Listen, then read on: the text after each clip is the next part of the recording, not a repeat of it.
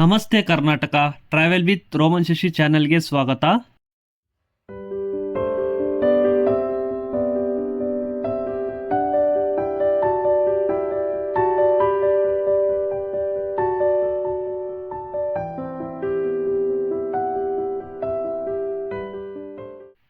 ಇವತ್ತು ನಾವು ಹೋಗ್ತಿರೋ ಪ್ಲೇಸ್ ಎಲ್ಲಿಗೆ ಅಂದರೆ ಏಷ್ಯಾದಲ್ಲೇ 2ನೇ ಮೋನೋಲಿಥಿಕ್ ರಾಕ್ ಅಂತ ಹೆಸರು ಪಡೆದಿರುವ ಮಧುಗಿರಿ ಬೆಟ್ಟಕ್ಕೆ ಹೋಗ್ತಿದ್ದೀವಿ. ಬೆಂಗಳೂರಿನಿಂದ ಕೇವಲ 111 ಕಿಲೋಮೀಟರ್ ಇರುವ ಈ ಜಾಗಕ್ಕೆ ನಾವು ಹೋಗ್ತಾ ಇದ್ದೀವಿ. ಮೊದಲನೇದು ನಮ್ಮ ಕರ್ನಾಟಕದಲ್ಲಿದೆ, ಅದು ಬಂದು ರಾಮನಗರದಲ್ಲಿರುವ ಸಾವಣದುರ್ಗ ಹಿಲ್ ಅಂತ.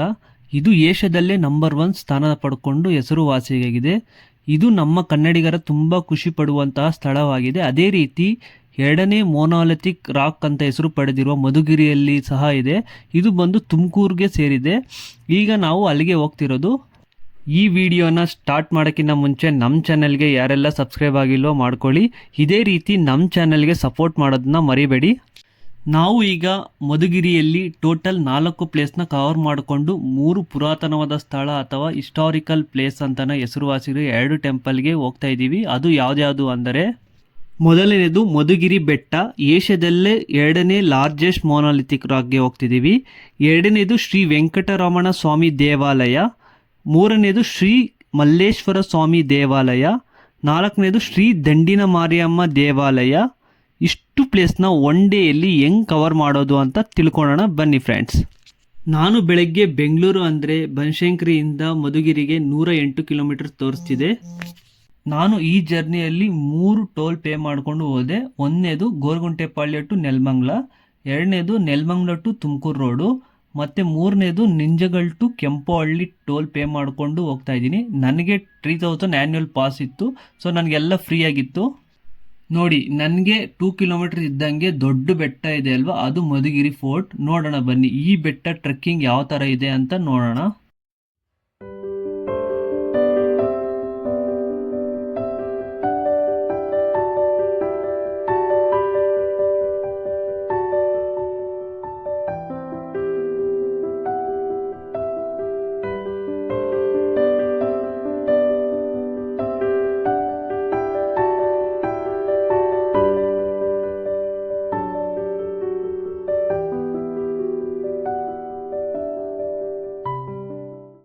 ನೋಡಿ, ಇಲ್ಲಿ ಬಿಗ್ ಆರ್ಚ್ ಇದೆ ನೋಡಿ. ಇದು ಒಳಗಡೆ ರೈಟ್ ತಗೊಂಡು ಹೋದ್ರೆ ನಿಮಗೆ ಪಾರ್ಕಿಂಗ್ ಇರುತ್ತೆ, ಕಾರ್ ಪಾರ್ಕಿಂಗ್, ಬೈಕ್ ಪಾರ್ಕಿಂಗ್ ಎಲ್ಲ ಇರುತ್ತೆ. ಬಟ್ ಎಲ್ಲ ಫ್ರೀ ಸಿಗುತ್ತೆ ನಿಮಗೆ, ನೋ ಪಾರ್ಕಿಂಗ್ ಚಾರ್ಜಸ್ ಏನು ಇರಲ್ಲ ಇಲ್ಲಿ. ಒಳಗಡೆ ಹೋಗಿದ ತಕ್ಷಣ ನೀವು ಎಷ್ಟು ಮೆಂಬರ್ಸ್ ಬಂದಿದ್ದೀರಾ, ಮತ್ತು ಕಾರ್ ನಂಬರು, ಮತ್ತು ಒಬ್ಬರದ್ದು ಆಧಾರ್ ಕಾರ್ಡ್ ತಗೊಂಡು ಅಲ್ಲಿ ಎಂಟ್ರಿ ಮಾಡಿಸ್ಬೇಕು. ಇಲ್ಲ ಅಂದರೆ ಒಳಗಡೆ ಬಿಡಲ್ಲ ನಿಮ್ಮನ್ನು.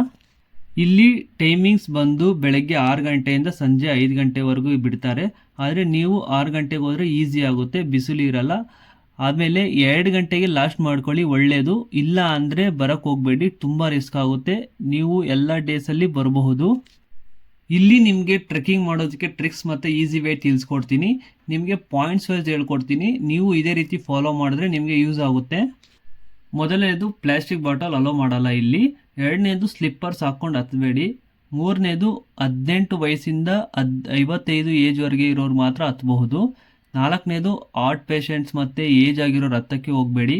5ನೇದು ವೆಯ್ಟ್ ಬಿಲೋ 100 kg ಇದ್ದರೆ ಆರಾಮಾಗಿ ಹತ್ಬೋದು, ಅಬೋ 100 kg ಇದ್ದರೆ ಹತ್ತಕ್ಕೆ ಹೋಗಬೇಡಿ. ಬೆಸ್ಟ್ ಟೈಮಿಂಗ್ಸ್ ನಿಮಗೆ ಬೆಳಗ್ಗೆ 6 ಗಂಟೆಯಿಂದ 2 ಗಂಟೆ ಒಳಗೆ ಹತ್ತಿದ್ರೆ ಒಳ್ಳೆಯದು, ಇಲ್ಲ ಅಂದರೆ ತುಂಬ ಕಷ್ಟ ಆಗುತ್ತೆ. 7ನೇದು ಸ್ನ್ಯಾಕ್ಸು, ಬ್ರೇಕ್ಫಾಸ್ಟು, ವಾಟರ್ ಬಾಟಲ್ ಎಲ್ಲ ತೊಗೊಂಡು ಹೋಗಿ ಮರಿಬೇಡಿ. ಬ್ರೇಕ್ಫಾಸ್ಟ್ ಚೆನ್ನಾಗಿ ತಿನ್ಕೊಂಡು ಹೋಗಿ, ಇಲ್ಲಾಂದರೆ ಸುಸ್ತಾಗ್ತೀರಾ. 8ನೇದು ಪಾರ್ಕಿಂಗಲ್ಲಿ ವಾಶ್ರೂಮ್ಸ್ ಆ್ಯಂಡ್ ಡ್ರಿಂಕಿಂಗ್ ವಾಟರ್ಸ್ ಇರುತ್ತೆ, ನೀವು ಆರಾಮಾಗಿ ಎಲ್ಲ ಮುಗಿಸ್ಕೊಂಡು ಹತ್ಬಹುದು. ಬನ್ನಿ ಈ ಎಲ್ಲ ಸ್ಟೆಪ್ಸ್ ಫಾಲೋ ಮಾಡಿಕೊಂಡು ಹೋಗೋಣ ನಾವು. ನಾನು ಕಾರ್ ಪಾರ್ಕಿಂಗ್ ಮಾಡಿ ಬೆಳಗ್ಗೆನೇ ರೋಡ್ ಸೈಡಲ್ಲಿ ಇಡ್ಲಿ ವಡೆ ಚಿತ್ರಾನ್ನ ತಿನ್ಕೊಂಡು ರೆಡಿಯಾಗಿದ್ದೀನಿ. ಮತ್ತು ವಾಶ್ರೂಮ್ಸ್ಗೆ ಎಲ್ಲ ಮುಗಿಸ್ಕೊಂಡು ಪಕ್ಕದಲ್ಲೇ ಒಂದು ಟೆಂಪಲ್ ಇದೆ, ಅಲ್ಲಿ ಆ ದೇವ್ರನ್ನ ಬೇಡ್ಕೊಂಡು without slipper, snacks, water bottle ತಗೊಂಡು ಟ್ರೆಕ್ಕಿಂಗ್ ಮಾಡೋಕ್ಕೆ ಹೋಗ್ತಾ ಇದ್ದೀನಿ. ಬನ್ನಿ ಫ್ರೆಂಡ್ಸ್, ಒಂದೊಂದು ಸ್ಪಾಟ್ಸ್ ಯಾವ ಥರ ಇರುತ್ತೆ, ಹೆಂಗಿರುತ್ತೆ, ಹೆಂಗೆ ಟ್ರೆಕ್ಕಿಂಗ್ ಮಾಡ್ಬೋದು ಅಂತ ತಿಳಿಸ್ಕೊಡ್ತೀನಿ. ಈ ಕೋಟೆನ ಹತ್ತಕ್ಕಿಂತ ಮುಂಚೆ ಈ ಕೋಟೆ ಹಿಸ್ಟ್ರಿ ತಿಳ್ಕೊಳ್ಳೋಣ ಬನ್ನಿ. ಈ ಮಧುಗಿರಿ ಹಿಂದೆ ಮಧ್ಯಗಿರಿ ಎಂದು ಕರೆಯಲ್ಪಡುತ್ತಿತ್ತು. ಅದಾದಮೇಲೆ ಗಂಗರು ಆಳ್ವಿಕೆ ಮಾಡುತ್ತಿದ್ದರು. ನಂತರ ನಲಂದ ಡೈನಾಸ್ಟಿಯವರು ಕ್ರಿಸ್ತಶಕ 15ನೇ ಶತಮಾನದಲ್ಲಿ ವಿಜಯನಗರದ ಸಮರ್ಥರಾಗಿದ್ದ ಮಧುಗಿರಿ ಪಾಳೇಗಾರ ರಾಜ ಹಿರೇಗೌಡನ ಮಧುಗಿರಿ ಕೋಟೆಯನ್ನು ನಿರ್ಮಿಸಿದನು. ಮೈಸೂರಿನ ರಳವಾಯಿ ದೇವರಾಜನು ಕ್ರಿಸ್ತಶಕ 1678ರಲ್ಲಿ ಈ ಕೋಟೆಯನ್ನು ವಶಪಡಿಸಿಕೊಂಡನು. ತದನಂತರ ಹೈದರಾಲಿ ಈ ಕೋಟೆಯನ್ನು ವಿಸ್ತರಿಸಿ ಮತ್ತಷ್ಟು ಬಲಪಡಿಸಿದನು.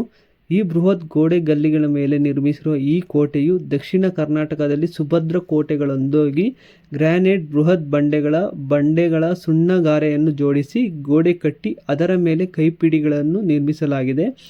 ಇದರ ಹೈಟ್ ಬಂದು ಸುಮಾರು 3930 ಅಡಿಗಳು ಎಬೋವ್ ಸೀ ಲೆವೆಲ್ ಇದೆ. ಅದೇ ಮೀಟರಲ್ಲಿ ಕನ್ಸಿಡರ್ ಮಾಡೋದಾದರೆ 1200 ಮೀಟರ್ ಎಬೋವ್ ಸೀ ಲೆವೆಲ್ ಇದೆ. ನೋಡಿ, ಈ ಕೋಟೆಗೆ ಇಷ್ಟು ಹಿಸ್ಟ್ರಿ ಇದೆ ಅಂತ ತಿಳ್ಕೊಂಡ್ರೆ, ಮತ್ತು ಇದೇ ಬಂಡೆ ಏಷ್ಯಾದಲ್ಲಿ 2ನೇ largest and highest monolithic rock ಎಂದು ಹೆಸರುವಾಸಿಯಾಗಿದೆ. ಓಕೆ, ಈಗ ಬನ್ನಿ ಫ್ರೆಂಡ್ಸ್, ಟ್ರೆಕ್ಕಿಂಗ್ ಸ್ಟಾರ್ಟ್ ಮಾಡೋಣ. ನೋಡಿ, ಇದೇ ಎಂಟ್ರಿ. ಇಲ್ಲಿಂದ ನಾವು ದೇವ್ರನ್ನ ಪ್ರಾರ್ಥನೆ ಮಾಡಿಕೊಂಡು ಜೈ ಶ್ರೀರಾಮ್ ಅಂತ ಘೋಷಣೆ ಮಾಡಿಕೊಂಡು ಹೋಗೋಣ. ಸ್ಟಾರ್ಟಿಂಗಲ್ಲಿ ಈ ಥರ ದೊಡ್ಡ ಮೆಟ್ಟಲು ಸಿಗುತ್ತೆ. ಮುಂದೆ ಇಷ್ಟೊಂದು ದೊಡ್ಡ ದೊಡ್ಡ ಮೆಟ್ಟಲು ಇರಲ್ಲ, ಚಿಕ್ಕದು ಇರುತ್ತೆ ಅಂತೆ. ನೋಡೋಣ ಹೆಂಗಿರುತ್ತೆ ಅಂತ. ನೋಡಿ, ಇಲ್ಲಿ ಆರ್ಚ್ ಎಲ್ಲ ಇದೆ ಅಲ್ವಾ, ಇದನ್ನ ಹೈದರಾಲಿ ಮತ್ತು ಟಿಪ್ಪು ಸುಲ್ತಾನ್ ಈ ಥರ ಟವರ್ಗಳನ್ನು ಕಟ್ಟಿಸಿದ್ದಾರೆ. ನೋಡಿ, ಬೆಟ್ಟದ ಮಧ್ಯೆಯಲ್ಲಿ ಈ ಥರ ಕಲ್ಯಾಣಿ ಅಥವಾ ದೋಣಿಗಳು ಇರುತ್ತವೆ. ನೋಡಿ, ಇದೇ ರೀತಿ ಇಲ್ಲಿ ಒಂದು ದೊಡ್ಡ ಬಿಗ್ ಡ್ರಮ್ ಇದೆ ಅಲ್ವಾ, ಇದನ್ನ ರಾಗಿಯ ಕಣಜಗಳು ಅಂತ ಕರೀತಾರೆ.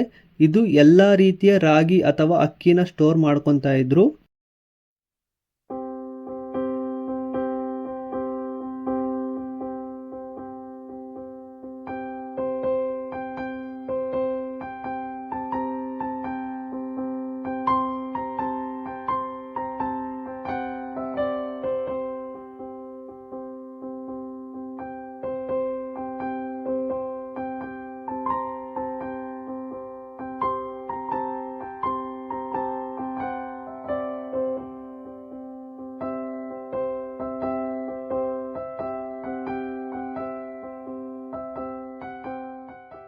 ಈಗ ಇಲ್ಲಿಂದ ಮೇಲಕ್ಕೆ ಹತ್ತಬೇಕು, ಆದರೆ ಈ ಥರ ಮೆಟ್ಟಿಲುಗಳು ಇರುತ್ತೆ. ಈ ಥರ ಗ್ರಿಪ್ಗೆ ಕಂಬಿಗಳು ಹಾಕಿದ್ದಾರೆ. ಈ ಬಂಡೆ ಮೇಲೆ ಚಪ್ಪಲ್ ಹಾಕ್ಕೊಂಡು ಹತ್ತಕ್ಕೆ ಹೋಗಬೇಡಿ, ನೀವು ಚಪ್ಪಲ್ ಬಿಟ್ಟು ಬರೀ ಕಾಲಲ್ಲಿ ಹತ್ತಿ. ನೋಡಿ, ಇಲ್ಲಿ ರಾಗಿಯ ಕಣಜ ಪಕ್ಕದಲ್ಲಿ ಚಿಕ್ಕ ಗುಡಿ ಇದೆ. ಚಿಕ್ಕ ಗುಡಿ ಒಳಗಡೆ ಶ್ರೀ ಹನುಮಾನ್ ಸ್ವಾಮಿ ಟೆಂಪಲ್ ಇದೆ. ಆ ದೇವ್ರನ್ನ ದರ್ಶನ ಪಡ್ಕೊಂಡು ಹತ್ತೋಣ ಬನ್ನಿ. ನೋಡಿ, ಈಗ ಚಿಕ್ಕ ಸ್ಟೆಪ್ಸ್ ಇದೆ, ಮತ್ತೆ ಕಂಬಿ ಸಹ ಇದೆ. ಬನ್ನಿ ಹತ್ತೋಣ. ನಾನು 20%ಗೆ ಸುಸ್ತಾಗ್ಬಿಟ್ಟಿದ್ದೀನಿ. ಈ ಮಧುಗಿರಿ ಬೆಟ್ಟ ಹತ್ತಕ್ಕೆ ತುಂಬಾ ಕಷ್ಟ ಇದೆ, ಈಸಿಯಾಗಿ ಅಂತ ತಿಳ್ಕೊಳಕ್ಕೆ ಹೋಗಬೇಡಿ ನೀವು. ನೋಡಿ, ನಾನು ಎಷ್ಟು ಬುದ್ಧಿವಂತ ನೋಡಿ. ಇಲ್ಲಿ ಮೆಟ್ಲು ಹಾಕಿದ್ರು ಸಹ ನಾನು ಪಕ್ಕದಲ್ಲಿ ಹೋಗ್ತಾ ಇದ್ದೀನಿ ಅಂದರೆ ಇನ್ನೂ ಎಷ್ಟು ಕ್ಲೆವರ್ ಇದ್ದೀನಲ್ವಾ. ನೋಡಿ, ನಾನು 30% ಬೆಟ್ಟ ಹತ್ಬಿಟ್ಟು ಫುಲ್ಲು ಸುಸ್ತಾಗಿ ಕುತ್ಕೊಂಡಿದ್ದೀನಿ. ಆಗಿಲ್ಲ ಅಂದರೂ ಬಿಡಲ್ಲ, ನಾನು ಈ ಬೆಟ್ಟ ಹತ್ತೀನಿ ಅಂತ ಚಾಲೆಂಜ್ ಮಾಡ್ತಾ ಇದ್ದೀನಿ. ಬನ್ನಿ ನೋಡೋಣ.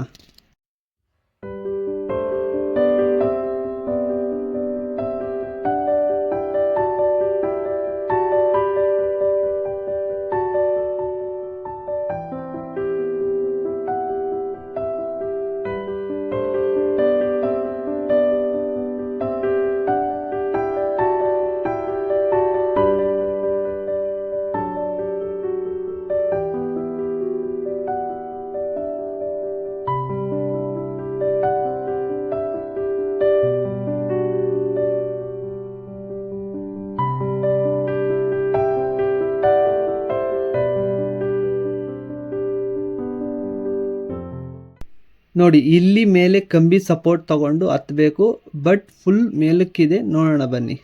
ಇನ್ನು ಮುಂದೆ ನಿಮಗೆ ಈ ಥರನೇ ಇರುತ್ತೆ, ನೋ ಸ್ಟೆಪ್ಸ್, ನೋ ಕಂಬಿಗಳು, ವಿತೌಟ್ ಸಪೋರ್ಟ್ ಹತ್ತಬೇಕು. ನೋಡಿ, ಈ ಥರ ಹತ್ಕೊಂಡು ಹೋಗ್ತಾ ಇದ್ದೀನಿ ಸ್ಪೀಡಾಗಿ. ಇದೇ ಥರ ಇರುತ್ತೆ ಮುಂದೇನು ಸಹ.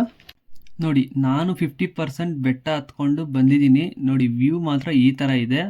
ನೋಡಿ, ನಿಮಗೆ ಅಲ್ಲಲ್ಲಿ ಆರೋ ಮಾರ್ಕು ಈ ಥರ ಕೊಟ್ಟಿದ್ದಾರೆ, ವೈಟ್ ಕಲರ್ ಆರೋ ಮಾರ್ಕು. ಅದೇ ರೀತಿ ನಡ್ಕೊಂಡು ಹೋಗಿ, ಮಿಸ್ ಮಾಡಿದ್ರೆ ಕಷ್ಟ ಆಗುತ್ತೆ ನಿಮಗೆ, ಇಲ್ಲ ದಾರಿ ತಪ್ಪಿಬಿಡ್ತೀರಾ. ನೋಡಿ, ಈ ಥರ ಬೆಳ್ಳಕ್ಕೆ ಇದೆ ಅಲ್ವಾ ಬಂಡೆ, ಅದ್ರ ಮೇಲೆ ಯಾವತ್ತೇ ಆಗಲಿ ಕಾಲಿಕ್ಕೋಕೆ ಹೋಗಬೇಡಿ. ಈಗ ಪಕ್ಕದಲ್ಲೇ ಬ್ಲ್ಯಾಕ್ ಥರ ಇದೆಯಲ್ಲ ಬಂಡೆ, ಅದ್ರ ಮೇಲೆ ಕಾಲಿಕ್ಕೊಂಡು ಹೋಗಿ. ಯಾಕಂದರೆ ಇಲ್ಲಿ ನನ್ನ ಮುಂದೆನೇ 2 ಮೆಂಬರ್ಸ್ ಬಿದ್ದಿದ್ದಾರೆ, ಸೊ ಅದಕ್ಕೆ ನೀವು ಹುಷಾರಾಗಿ ಹೋಗಿ. ನೋಡಿ, ಇಲ್ಲಿ ನೋ ಸಪೋರ್ಟ್, ಈ ಥರ ನಡ್ಕೊಂಡು ಬಗ್ಕೊಂಡು ಹೋದ್ರೇ ಈಸಿ ಆಗುತ್ತೆ ನಿಮಗೆ, ಇಲ್ಲ ಅಂದರೆ ನಿಮಗೆ ತುಂಬಾ ಕಷ್ಟ ಆಗುತ್ತೆ. ನೋಡಿ, ಹುಷಾರಾಗಿ ಹೋಗಿ.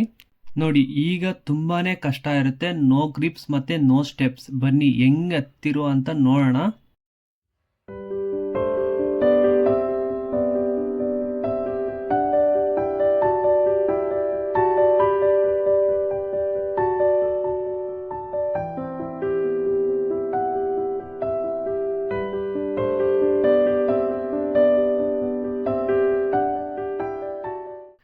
ನೋಡಿ ಇಲ್ಲಿ ಕೋಟೆ ಬಂತು, ತುಂಬಾನೇ ಕಷ್ಟ ಬಿದ್ಕೊಂಡು ರೀಚ್ ಆದೆ, ತುಂಬಾನೇ ಇಷ್ಟ ಆಯಿತು ಈ ವ್ಯೂ ಮತ್ತೆ ಮೇಲಿರುವ ಕೋಟೆ ನೋಡಿ. ಬನ್ನಿ ಒಳಗೆ ಹೋಗಿ ಏನೇನಿದೆ ಅಂತ ನೋಡೋಣ.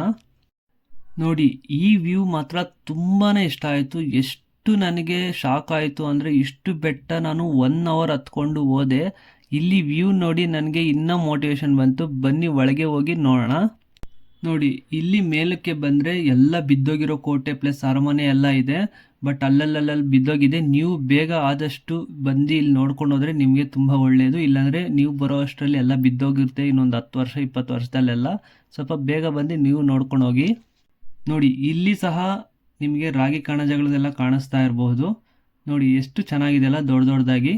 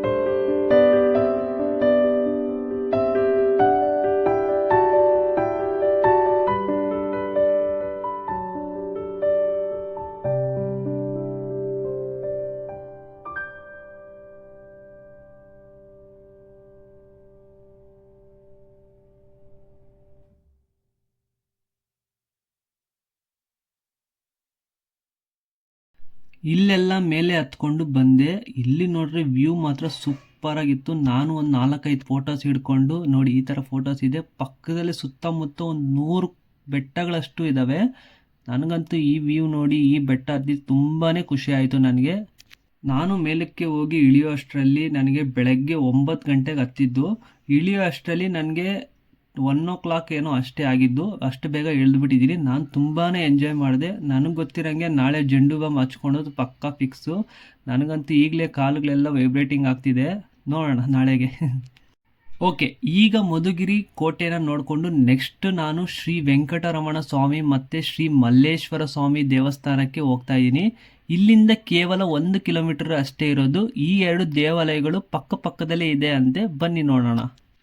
ನೋಡಿ ಇದೇ ಪುರಾತನವಾದ ಶ್ರೀ ವೆಂಕಟರಮಣ ಸ್ವಾಮಿ ದೇವಾಲಯ. ಈ ದೇವಾಲಯ ಟೈಮಿಂಗ್ಸ್ ಬಂದು ಬೆಳಗ್ಗೆ 7:30ಯಿಂದ 10 ಗಂಟೆ ಇರುತ್ತೆ, ಮತ್ತು ಸಂಜೆ 6 ಗಂಟೆಯಿಂದ ಸಂಜೆ 7:30ವರೆಗೂ ಓಪನ್ ಇರುತ್ತೆ. ನೋಡಿ ಇಲ್ಲಿ ದೇವರು ಬಂದು 17ನೇ ಶತಮಾನದಲ್ಲಿ ಈ ದೇವಾಲಯವನ್ನು ಮಹಾನಾಡ ಪ್ರಭು ಮಮ್ಮಡಿ ಚಿಕ್ಕಪ್ಪ ಗೌಡನು ನಿರ್ಮಿಸಿದನು.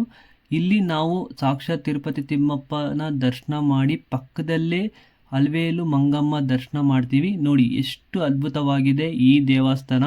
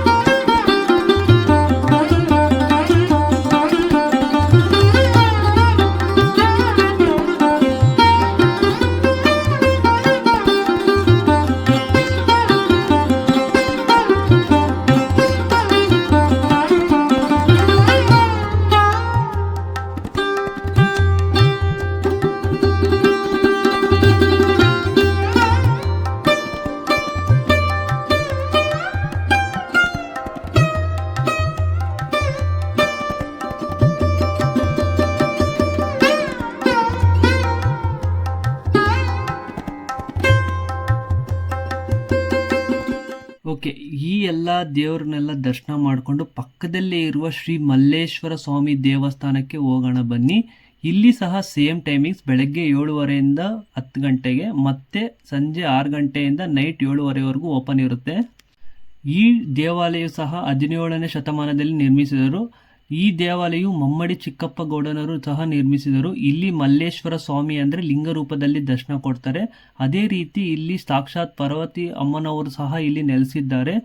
ಈ ದೇವಸ್ಥಾನ ನೋಡಿ ನನಗಂತೂ ತುಂಬಾ ಅದ್ಭುತವಾಯಿತು, ನನಗಂತೂ ತುಂಬಾ ಖುಷಿ ಆಯಿತು. ನೀವು ಸಹ ನೋಡಿ ದೇವರ ದರ್ಶನ ಪಡ್ಕೊಳ್ಳಿ.